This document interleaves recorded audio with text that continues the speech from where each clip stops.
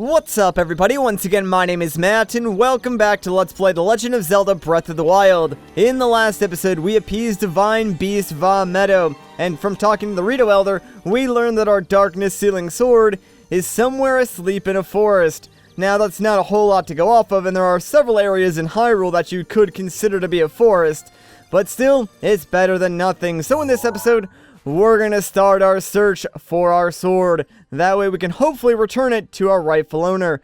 Let's start by traveling to Ridgeland Tower. Now, I already know exactly where we need to go, but it is in a region that we have yet to explore, and there's still a lot of stuff that I want to do back here in Tabantha and near Rito Village, so we're kind of gonna drop everything, go and grab the sword, and then later on we're gonna go back and finish up all the shrines in this area and so on and so forth, because there is a lot of stuff that is opened up to us now that we've sort of defeated the Divine Beast and got Rivali's Gale. So yeah, there's a lot we still gotta do, guys. Don't worry, I'm not like skipping over anything. I'm not gonna leave that entire area just like mostly unfinished. There's still plenty to do. Anyways, there is a shrine directly in front of us that we have yet to discover or complete, so I figured we might as well do that along the way. Plus, it just so happens that that particular shrine is very close to a stable, and I'm gonna want to grab Epona since the region that we're traveling to next is kind of far away. There's gonna be a lot of travel in between, and thankfully most of the travel is over like flat plains, not too many like rocky mountains we need to worry about climbing, so Epona will be an efficient method of travel. Now, what's good about this is the area where our blade is actually very close to another Divine Beast, so that's probably where we'll end up going next. But, we're gonna work our way towards that. So, we're gonna go grab the sword, then work backwards back towards Rito Village, and then we'll go and take on the next Divine Beast. So, it might be a little while until we get there, but along the way we will discover, you know, memories or even, like, other story things that we can do. So don't worry, guys, I'm trying to pace this out as best as I possibly can. I think by now you guys have sort of realized that anyways, and I've talked about it a couple of times in these videos, so I'll sort of drop it as to not repeat myself. However, I do want to talk to you guys about side quests after we finish this next shrine, because obviously I want to explain what's going on in this next shrine. But there are a lot of side quests in this game. I haven't really been doing too many of them since a lot of the side quests aren't required, but I want your opinion on something, and I'll talk more about it after we finish up this next shrine. So, what do you say we just get to it then? As I said before, the shrine is like pretty easy, so shouldn't take us too long. Let's just pop inside for a bit and see what we got going on. Hopefully by the time like we're done with this video, we will get like another 4 spirit orbs, and I might just go and plunk that directly into stamina since honestly, 13 hearts is kind of a lot. That combined with, like, Mipha's Grace kind of makes us, I don't want to say unkillable, because we can certainly still die, but, the chances of us, like, getting a game over now are really, really low. Like, I'm not really too worried about anything in the upcoming future. I might even start, like, doing some of the world bosses, like the stone Talus bosses and stuff like that, just because I will need some money. Also, real quick, let me swap to a cruddier sword, hit this again, and, now what we can do, head over here, grab our remote bombs, and blow up all these wooden crates. You can also use, like, bomb arrows or fire arrows, something like that. Just get those out of the way, and, I actually think I need to rotate this. Actually, wait, no I don't, because there is a chest up there that I want to get first. That could have been bad. The main goal is obviously to get that, like, small orb all the way to the end where there is sort of an orb switch thing for it. But, we'll do that as soon as we get this chest, because I'm not exactly sure what's inside this one. So, let's find out together. It is a Thunderblade. Alright, not bad, actually. Of course my inventory is full. Great. Alright, I'll just get rid of, like, this cruddy sword and use the, Thunderblade just because it's a little bit better. Also, I will be upgrading my inventory very soon, guys. It just so happens that the area where we're headed to next is the location where Hestu is, so assuming that he's there, we can upgrade our inventory a bunch, considering we have, like, what, 78 Korok seeds? Yeah, kinda ridiculous. Also, I'm not sure if I mentioned this or not in a video, but, yeah, that Dueling Peaks, like, Korok video that I made, that took 3 days to make. 2 days of just, like, looking for, figuring out how to get, and collecting all those seeds, and then, like, an entire day of editing the video together. So, holy crud, man. Like, that was the video where it dawned on me that maybe getting all 900 is, a little bit insane, considering you would never need that many Korok seeds, but whatever. I'm just gonna try and, like, keep my sanity and grind through it. So, let's get out of here. Also, yeah, by the way, the reason I was, like, following that orb is because sometimes that last pillar that pushes it towards the switch doesn't actually give it enough momentum to fall over the ledge. So I tend to, like, follow it around and make sure it gets over there, because if it doesn't, I can easily just, like, pick it up and toss it in myself. Anyways, now that we're done, let's hit up that stable, grab Epona, and then be on our way. Now, here's the thing, guys. Depending on what time it is when we get back out to the overworld, I may or may not do something, and I'll sort of explain why that is once we figure out what time it is. It's probably around, like, mid-afternoon, right? I would imagine. I wasn't looking at the clock. Alright, yeah, 2 p.m. So, here's what I'm gonna do, guys. Before I leave the stable, I'm going to pass time until it's probably nighttime would work, since, there is going to be, like, an in-engine cutscene that plays in that next area. And, obviously the time of day will determine how that cutscene looks, whether it's, like, in the day or during the middle of the night. And personally, I think the cutscene looks best during the day, so I'm gonna try and sort of set that up for you guys. So, yeah, I think if I make it nighttime, given the amount of, like, distance we need to travel and other stuff that we need to do, by the time we reach where we're going, it should hopefully be around early morning or maybe even middle afternoon. We'll see. Anyways, let's talk to Beetle. Aw, man, doesn't seem like it's Customer Appreciation Day. Well, that stinks, but whatever. What you got anyways, Beetle? Any good deals for me? Actually, not really. Well, thanks anyways, Beetle. I appreciate you always being around, buddy. Okay, so let's grab our horse real quick. I have no idea where Epona is, so hopefully you guys can find her. I think maybe I left her out towards, like, Rito Village. Not too sure. Thankfully, the customer service on these stables is amazing. No matter where a horse is, they always find her and bring her back to me. Alright, yeah, you know what? Not gonna use the inn. I'll just use the campfire instead. Also, I just realized, what is the point of using the inn? Because whenever there's a campfire, you can just pass time for free. The inn costs like 20 or 40 rupees, depending on, like, which bed you choose. And the soft bed, or the normal bed rather, doesn't give you any extra benefits, right? I don't think it does. I know the soft bed, like, gives you a temporary heart, but, yeah, not really worth it for, like, 40 rupees minimum, especially since the campfire is right there, it's free, does the same thing, and, if I really wanted to, I could just, like, make food that gives me temporary hearts. Whatever.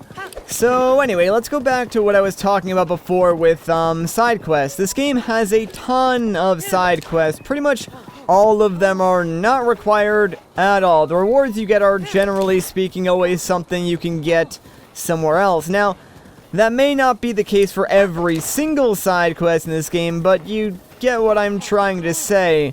As a result of this, I really haven't been planning to do too many of the side quests at all.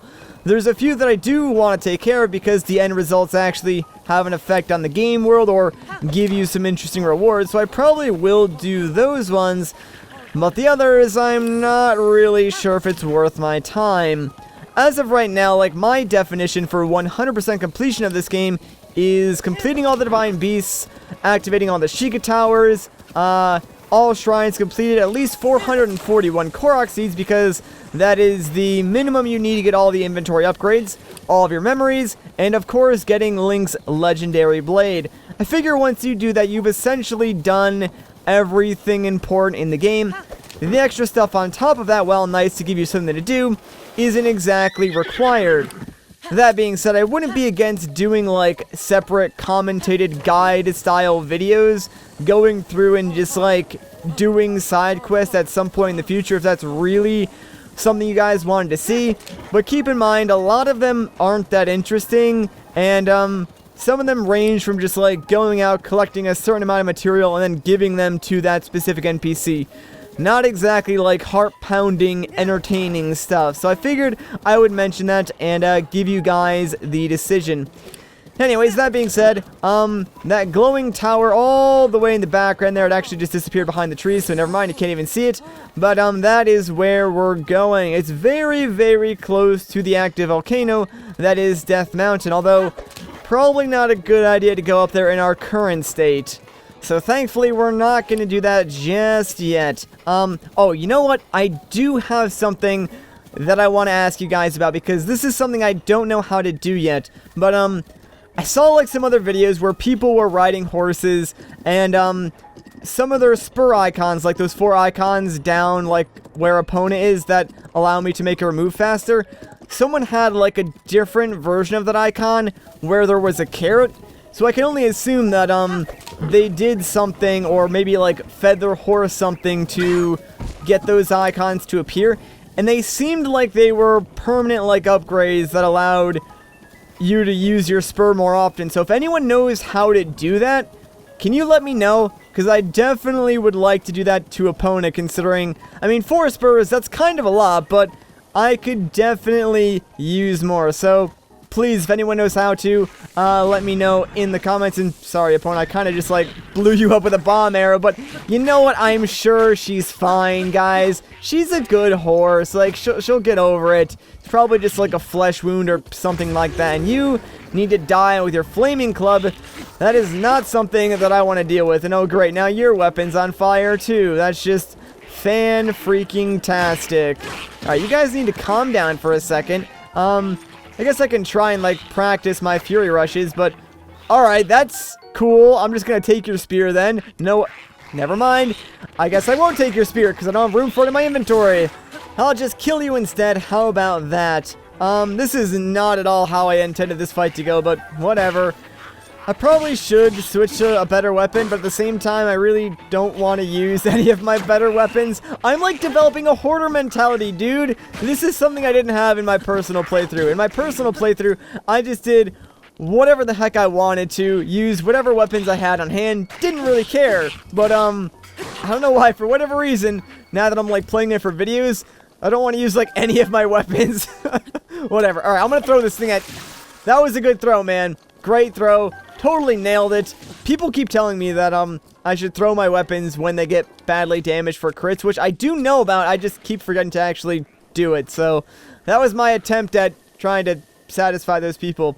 Didn't really work, though, considering, obviously, I do not know how far Link can throw things. Whatever. Now that those guys are gone, we can actually start making our way to this tower. We want to be a little bit sneaky about this, though, just because there's a ton of enemies nearby. It's kind of like a training camp, if I remember correctly. So, real quick, let me actually swap over to my climbing gear, just so we can make this trek up a little bit easier. I'm also going to use Rivali's Gale. That's sort of why I haven't used it at all yet. I've been saving these 2 charges just for climbing to the top of this particular tower. It is the middle of the night, so most of the enemies should be asleep, meaning that, as long as we're stealthy, we might just be able to get to the top here without too much trouble. There might be like a Wizrobe around here, though, I think, so... Yeah, there's one. I knew he was around here. Thankfully, he's on, like, the other side of the tower, so we should just be able to sneak around, and, you know what? This seems like a good place to use Rivali's Gale just to get right up to the top of, like, this wooden structure. So, up we go, and oh my gosh, please do not start raining. Do not start raining. I know the weather icon is about to tick over, so we gotta be quick about this. I'll just use my second charge, and, holy crap, that's almost right up to the very tippity top of the tower. That worked out flawlessly. Now, Rivali's Gale does have a cooldown period. It is not that long, though. I believe it's only like 10 or so minutes, so it'll be back before you know it. Anyways, let's activate this tower.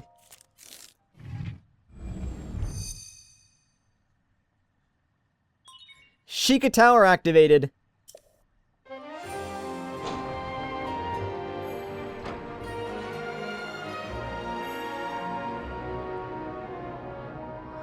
Nice view of Hyrule Castle there, huh?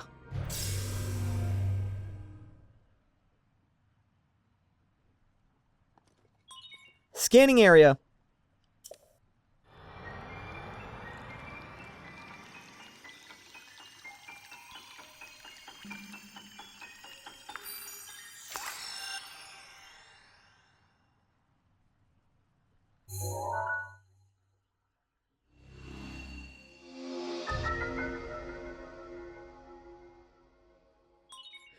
Regional map extracted.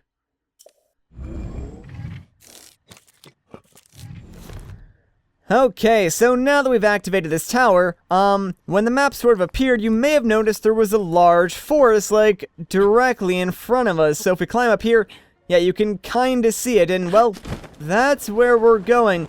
Although from up here, all the trees look kinda dead.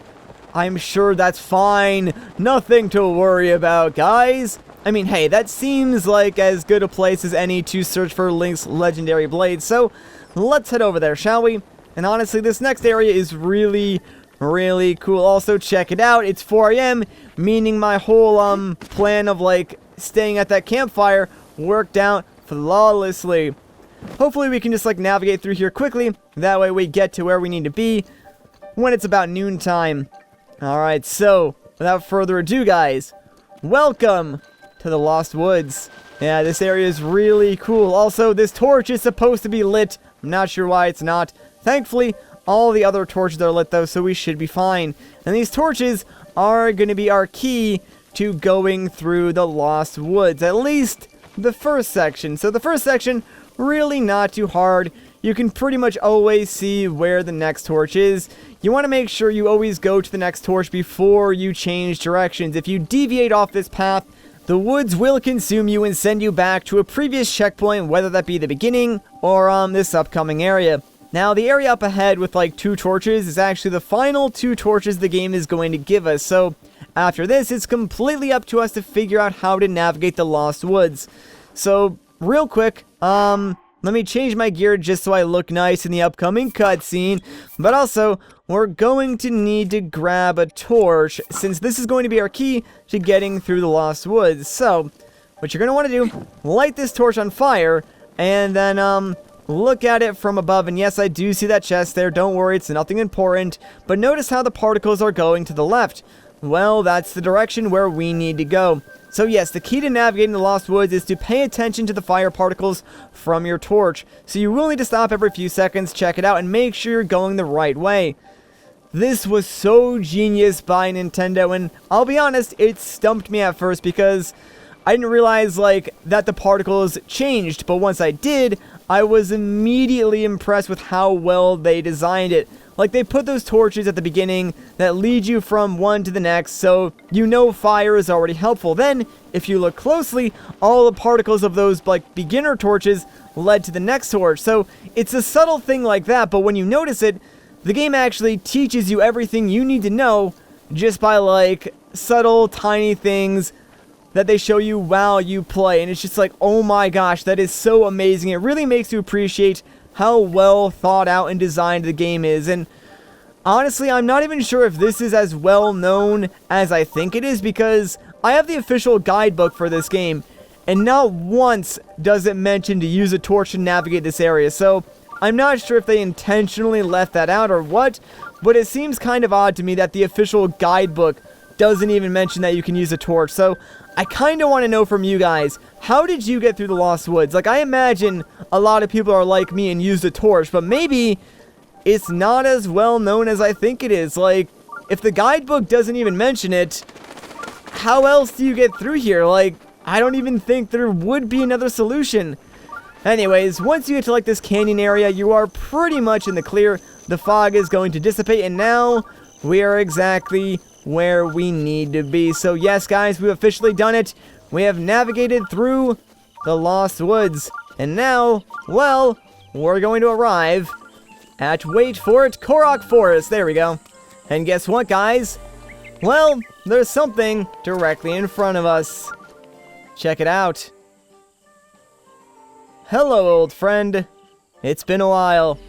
Now, real quick, if you are trying to complete your compendium, you're going to want to do this now because this is something you can miss. Grab your camera and snap a quick photo of the Master Sword. This is the only time you can do it because once you acquire it, you will no longer be able to take a photo of it. Alright, now that we've got that, what do you say? We claim what is rightfully ours.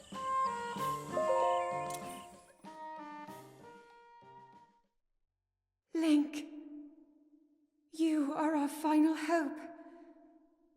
The fate of Hyrule rests with you.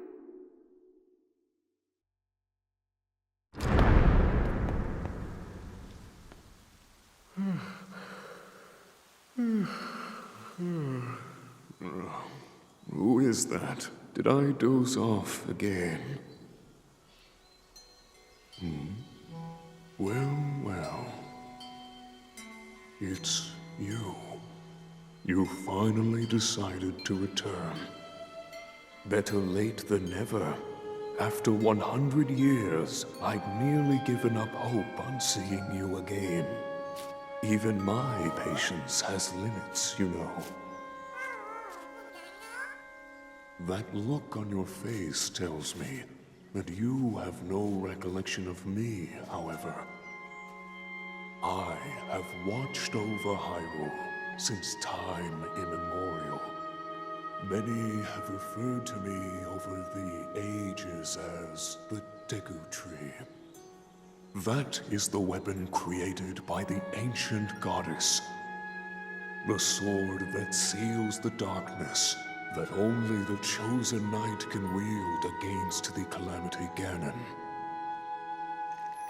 Believe it or not, it was actually you who wielded that sword 100 years ago. But I must warn you to take extreme caution. The sword stands as a test to anyone who would dare attempt to possess it. As you are now, I cannot say whether you are worthy or not. If you sought to free the sword in any sort of weakened state, you would surely lose your life where you stand.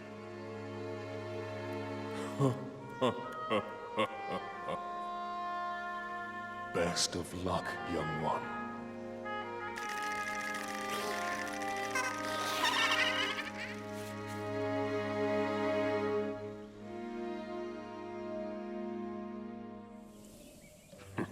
If you hope to pull the sword from its resting place, you must use your true strength. Let us see whether or not you currently possess said power. Okay guys, here we go. We've literally been playing the entire game for this one moment. Every single shrine that we've conquered, we've made ourselves just a little bit stronger. And it's all coming to this. It's time to reclaim our destiny as the chosen hero and pull the blade from its pedestal. And I'm missing half a heart. Alright, hang on real quick. Ho ho! Why so fearful? Come back and try again once you've found your determination. Don't mock me, Deku Tree. I'm only missing a half a heart, man. I mean, that kind of ruined the entire, build-up I was trying to do, but whatever. Yeah, sword, destiny. Let's grab it again.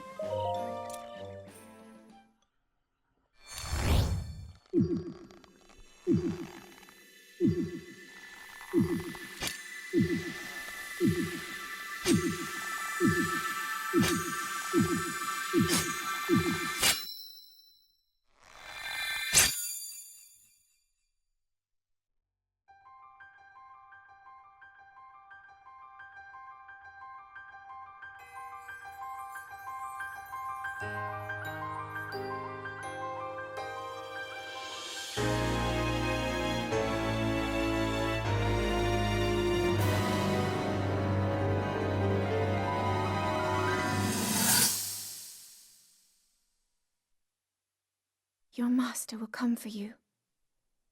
Until then, you shall rest safely here. Although the slumber of restoration will most certainly deprive him of his memories, please trust me when I say that I know he will arrive before you yet again. If I may be so bold, what is it that you are planning to do next, Princess?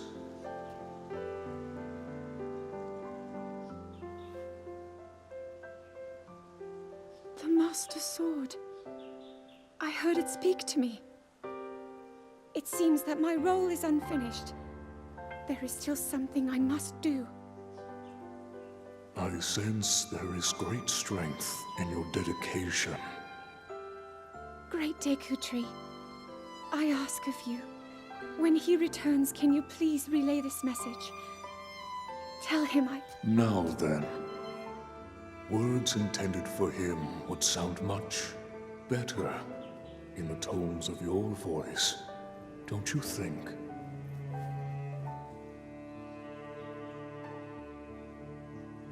Yes.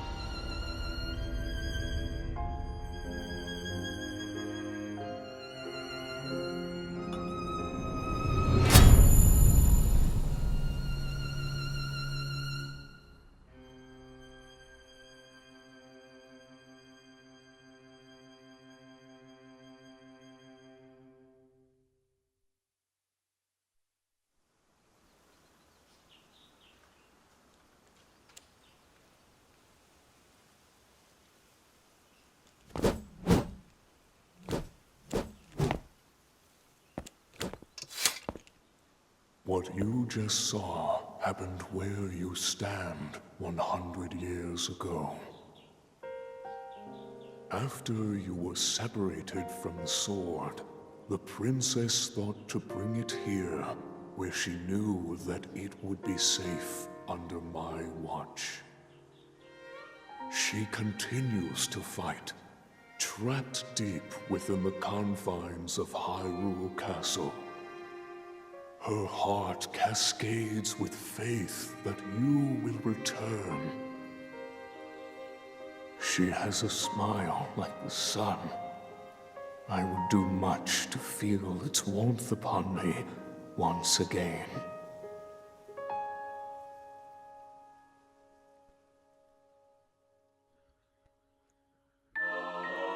And with that, we've got the Master Sword, the legendary sword that seals the darkness. Its blade gleams with a sacred luster that can oppose the calamity.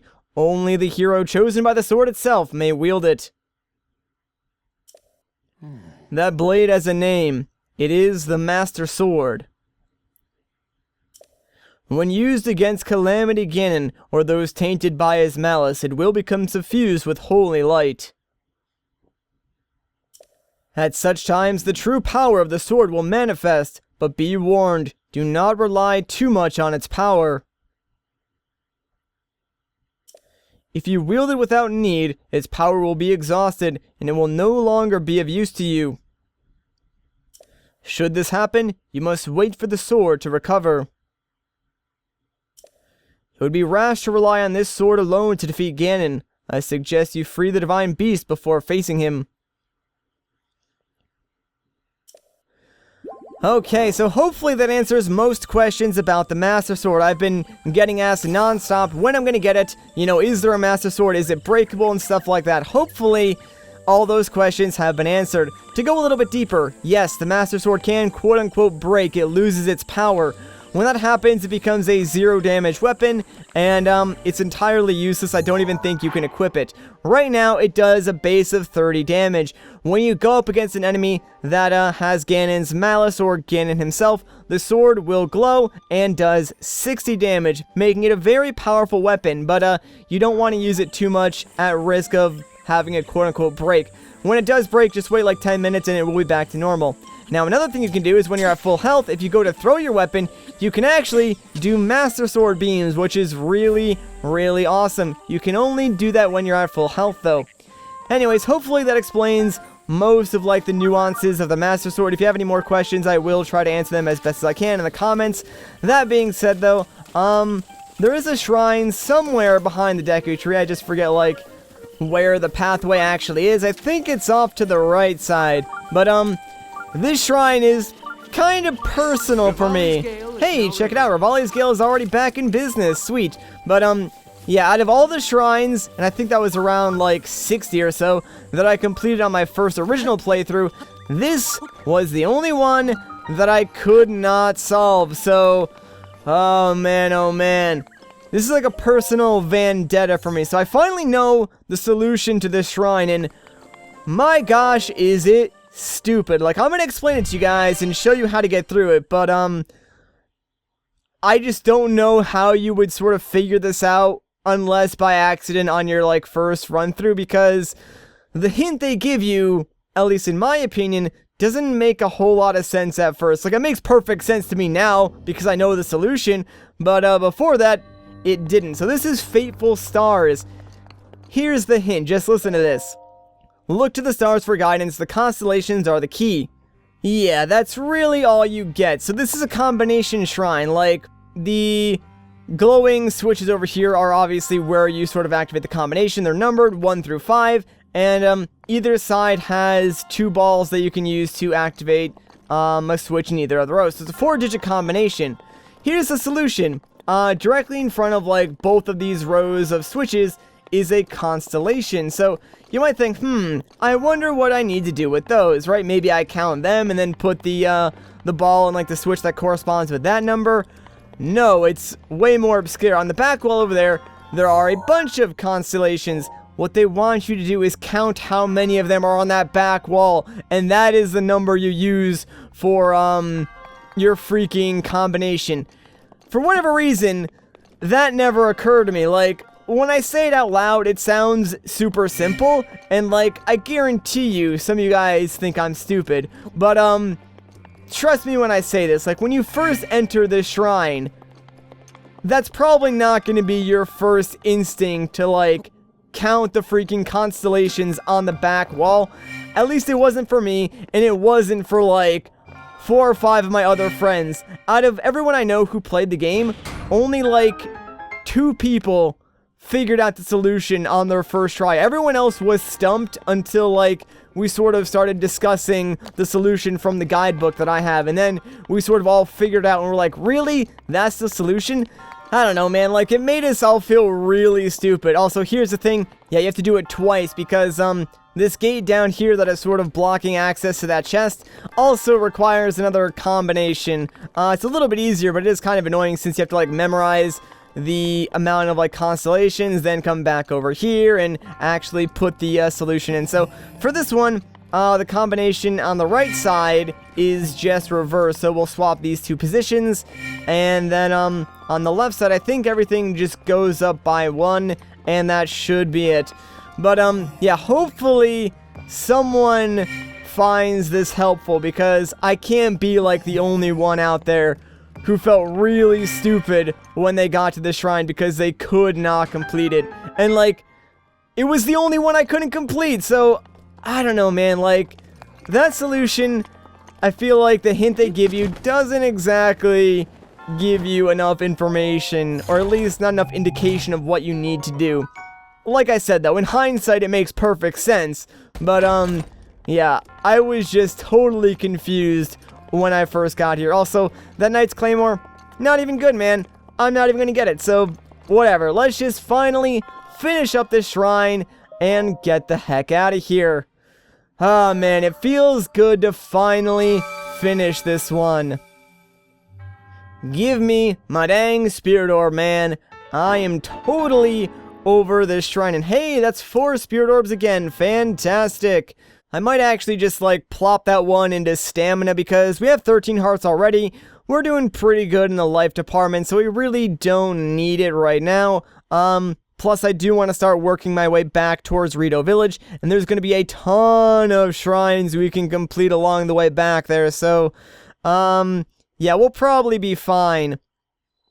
Anyways, though, I think this is probably a good place to end off this video. So if you guys enjoyed this part, a like rating would be greatly appreciated. If you want to see more, consider subscribing. But once again, guys, my name is Matt. Thank you so much for watching, and I'll catch you in the next one.